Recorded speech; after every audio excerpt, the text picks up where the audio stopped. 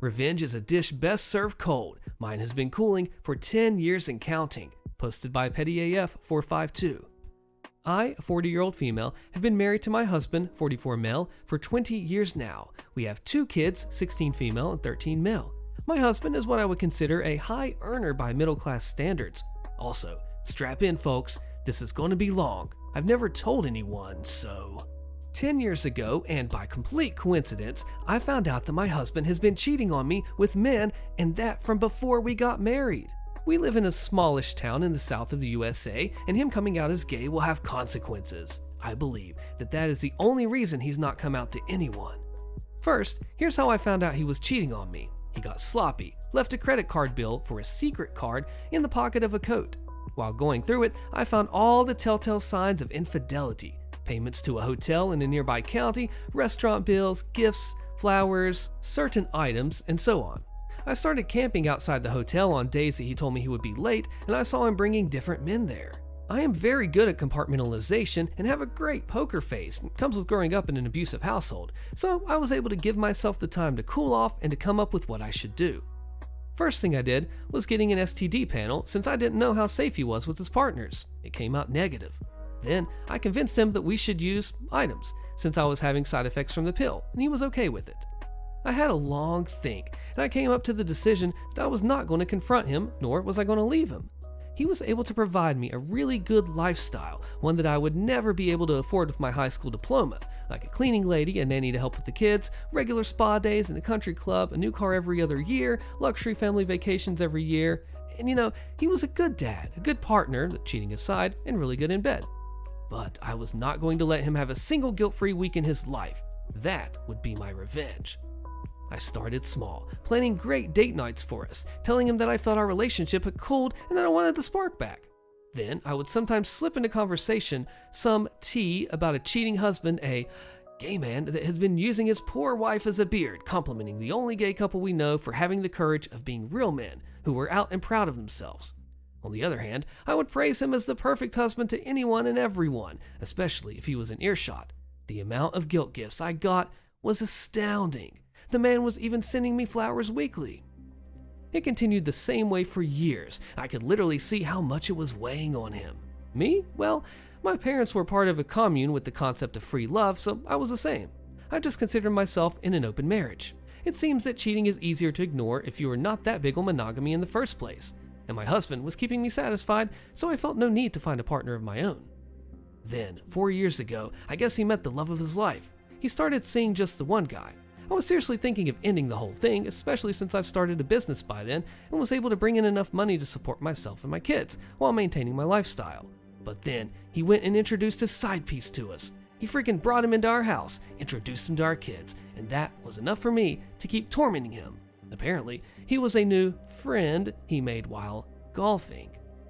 He started hinting at moving to another state, one where it would be easier for him to come out. I refused. I told him that my business was here, and I was not going to start over in another state.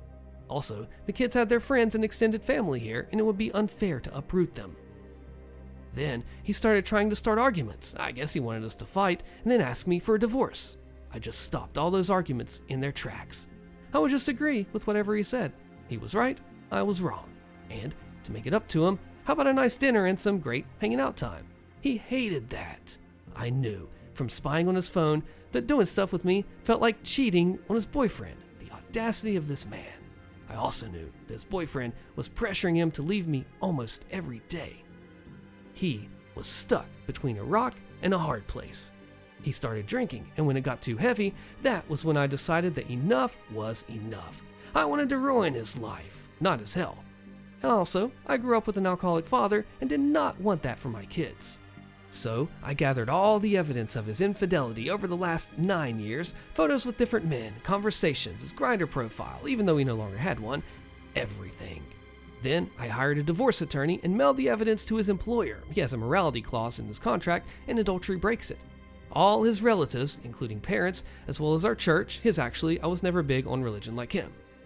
It was like a bomb exploded. He was fired. The congregation turned on him for cheating, not for being gay. Let's keep that straight. I would never allow my kids to be a part of a church that was discriminating against their father, even if he was not out. His parents wouldn't take him in after I kicked him out, and he was shamed publicly. Gotta love that small town gossip mill. And the cherry on top, his boyfriend was run out of the town, and he couldn't follow him because he wanted to fight for custody of our kids. Now, almost a year later, I am a free woman. I got to keep the house, my car, and my business. He got 75% of the retirement and investment accounts, but he won't be paying alimony. I got full custody, and he got visitations. I also got child support. He had to move 6 hours away to find a new job. Couldn't put the last job he worked at his whole life as a reference. His relationship with his family is rocky. His reputation in town is ruined, so he can't move back anytime soon.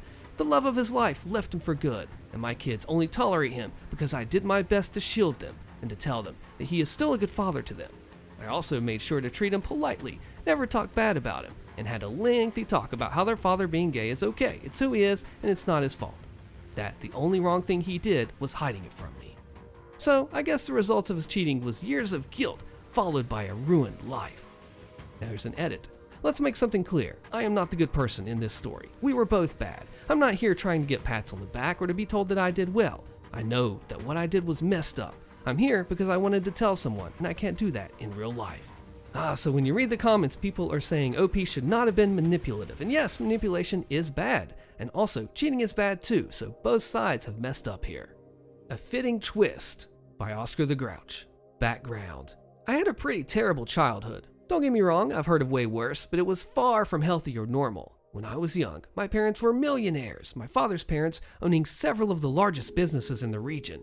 They divorced before I was a teenager, and both of their lives plummeted downhill. By the time I was 16, I was living on my own. Drugs, alcohol, and addiction have long since killed them both.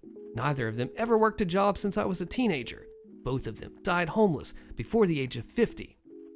Situation. I joined the military and left town without ever looking back. As more years passed, I added more and more distance, physically and mentally, from my parents. When I was 20, I learned that my mother had been arrested for stealing a large sum of money from my grandmother, who was living on her own but in the beginning stages of Alzheimer's. The state ended up pressing charges against my mother because my grandmother would not. The detective told me that they had to because my mom and her POS boyfriend were, quote, fueling the criminal underground, end quote, where she lived. I was lost and shocked. I knew my mother had problems, but until this moment, I'd always viewed her as sort of a forest hippie. This is the moment that is the catalyst for my nuclear revenge. You see, my grandmother was pretty wealthy. Terrified that she would be locked away in an old folks' home, she entertained the leeching of my mother and her POS guy. The problem is that it was never enough.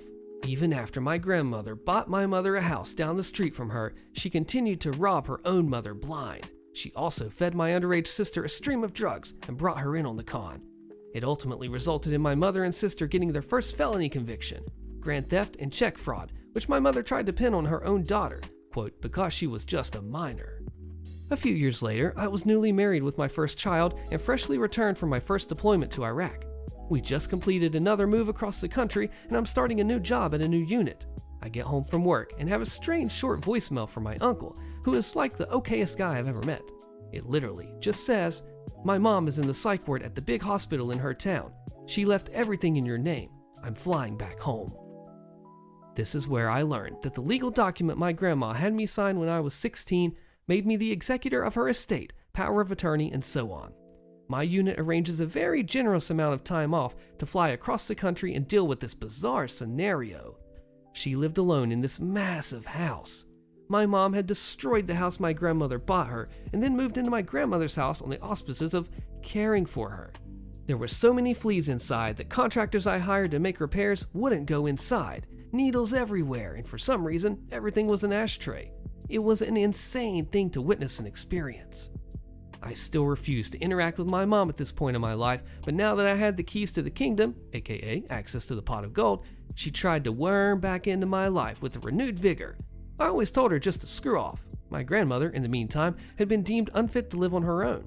I was 23 with a new baby in marriage, if you remember, so I made the poor decision to put my grandmother in a nursing home. I fixed up the house, rented it to create passive income so she would not deplete her savings, and headed back home. Of course, Grandma is spicy and got kicked out of her swanky retirement home when she broke a coffee cup over some other lady's head for snooping around in her room. She was apparently wearing my grandmother's shoes when she got clocked. The same woman, a resident, had propositioned me in front of my wife when we were touring the facility. She was a different kind of the same spicy as Grandma. Her only option after the incident was a psych ward. So, my senile grandmother moved in with my family, and she lived with us for more than 5 years until her care was just out of our capability.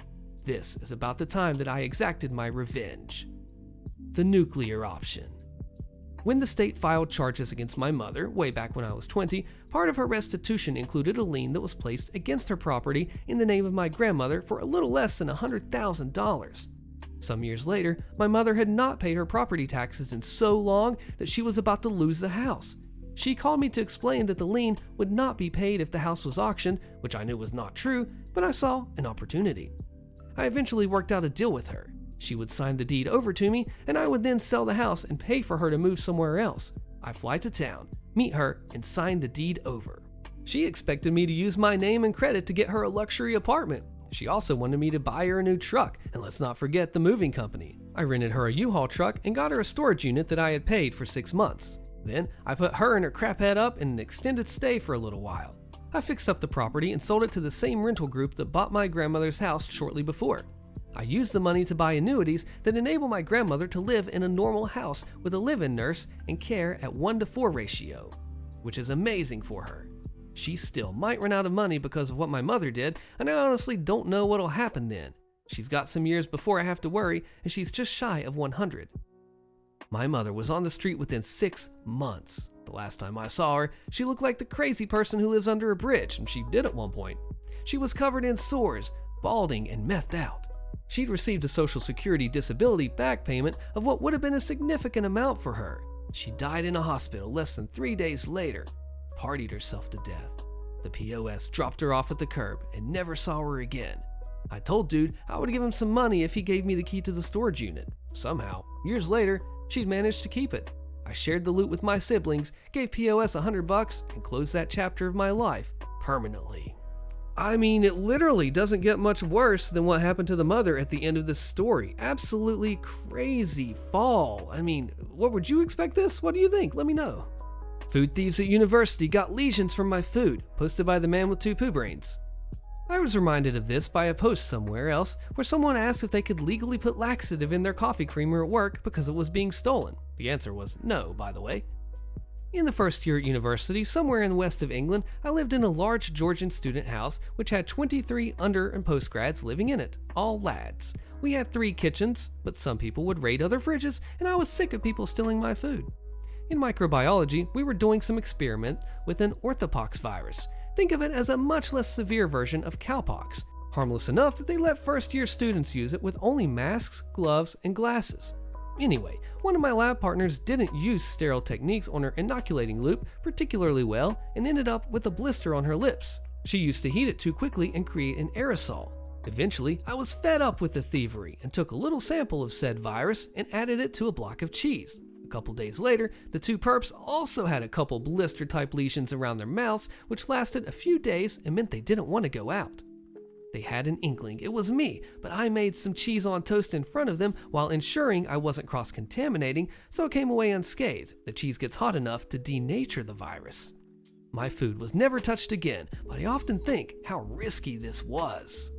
Oh, you're literally playing with fire here when you start messing with viruses, chemicals, and infecting people. Oh, this is definitely nuclear revenge, and I would be very, very careful if I was doing... I actually wouldn't do this, actually. No, I would not.